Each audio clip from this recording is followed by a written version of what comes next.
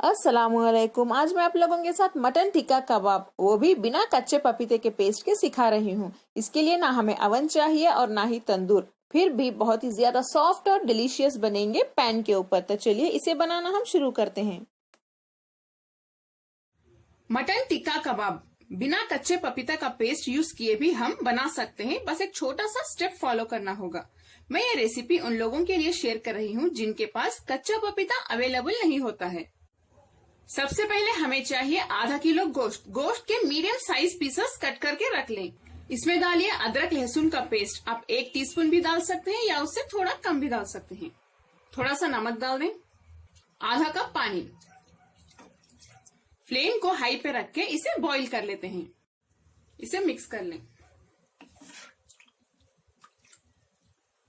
बस यही step follow करना होगा आपको मटन सॉफ्ट करने के लिए। अगर आपके पास कच्चे पपीता का पेस्ट है तो आप इस स्टेप को स्किप कर दें, यानी मटन को बॉईल ना करें।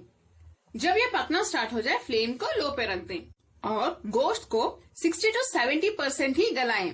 बाकी जो 30% है टिक्का फ्राई करते वक्त गल जाएगा।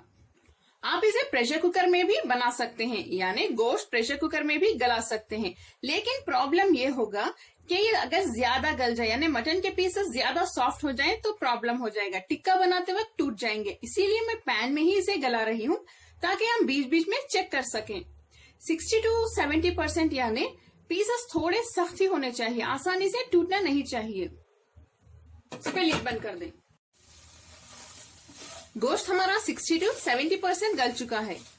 इसमें जो बाकी पानी है उसे अच्छे से सुखा लेते हैं। फ्लेम को हाई पे रखिए। पानी अच्छे से सूख गया है। अब मैं फ्लेम बंद कर देती हूँ और इन मटन के पीसेस को हम ठंडा होने के लिए रख देते हैं थोड़ी देर। गोश्त हमारा ठंडा हो चुका है। अब मैं इसका एक पीस आपको दिखा देती हूँ। देखिए इस तरह से गलना चाहिए, ना ज्यादा स्मूथ ना ज्यादा हार्ड। अब हम गोश्त के पीसेस को मैरिनेट कर लेते हैं। तो सबसे पहले इसमें डालेंगे 1.5 टीस्पून यानी 1.5 टीस्पून कश्मीरी लाल मिर्च पाउडर, 1 टीस्पून क्रश की हुई कसूरी मेथी, गरम मसाला पाउडर 1 टीस्पून, 3 टेबलस्पून दही, गाढ़ा दही ले लें, 1 टीस्पून रोस्ट किया हुआ बेसन यानी चने का आटा,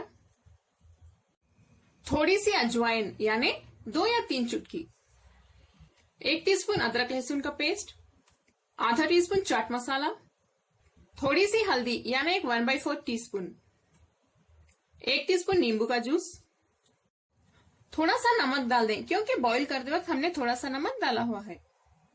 2 टीस्पून कुकिंग सोडा यानी बेकिंग सोडा या बेकिंग पाउडर का भी इस्तेमाल आप कर सकते हैं। इससे मटन में बहुत अच्छा सॉफ्टनेस आएगा। बस 2 चुटकी डाल दें। इन सभी को हम अच्छे से अब मिक्स कर लेते हैं। गोश्त में सभी मसाले अच्छे से मिक्स हो चुके हैं। चलिए अब हम इसे 2 घंटों के लिए मैरिनेट होने के लिए रख देते हैं। आप चाहें तो रेफ्रिजरेटर में भी रख सकते हैं या बाहर भी रख सकते हैं। इसमें हम 2 टीस्पून तेल भी डाल देते हैं। इससे मसाले गोश्त को अच्छे से फिक्स होके रहेंगे। इसे भी मिक्स कर लें। 2 घंटे हो चुके हैं। पैन में 1 से 2 टेबलस्पून तेल गरम कर लेते हैं। तेल गरम हो चुका है। फ्लेम को लो पे रख के हम धीरे से गोश्त के पीसेस इसमें रख देते हैं। मीडियम फ्लेम पे इसे थोड़ी देर के लिए ऐसे ही पकाएं। गोश्त के बीच में थोड़ा सा गैप रखिए। एक वक्त में थोड़े पीसेस ही हम फ्राई करेंगे।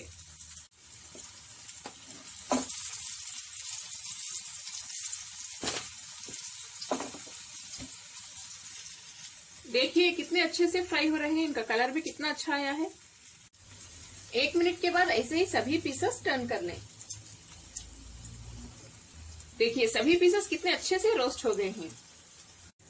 पीसेस टर्न करने के बाद फ्लेम को लो पे ही रखिए और लो फ्लेम पे इसे 3 से 4 मिनट तक हम ऐसे ही पकाएंगे। मैरिनेट करते वक्त भी मटन हमारा थोड़ा सा गल गया था। बीच बीच में आप थोड़ा सा टर्न करते रहिए और चेक करते रहिए, वरना ये नीचे से जल भी सकते हैं। देखिए मटन पीसेस हमारे रोस्ट होके तैयार हैं। ऐसे ही करके मैं सेकेंड बैच भी फ्राई कर लेती हूँ। मटन टिक्का तो हमारा तैयार है। इसका एक आखिरी स्टेप अभी बाकी है, वो है स्मोकी फ्लेवर देना।